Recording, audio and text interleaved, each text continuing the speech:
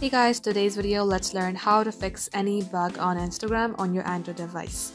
So first of all, what you have to do is if you are facing a technical glitch in your Instagram, you may go ahead and try using a web browser for a couple hours, come back to your Instagram application, get logged into your account and see if it changes anything.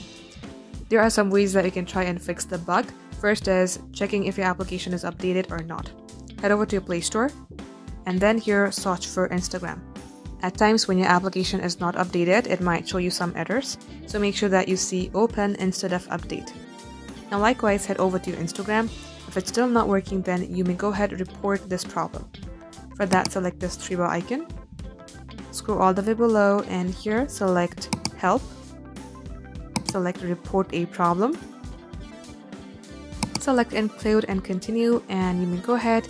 It says briefly explain what happened or what's not working. You can go ahead, type in what the issue was. If you have any screenshot that you would like to attach, you can go ahead, select these options from the below page, then select send. Now likewise, you will get a reply within 2 to 3 business days and your bug will be fixed. Thank you all for watching guys, we will catch you up soon.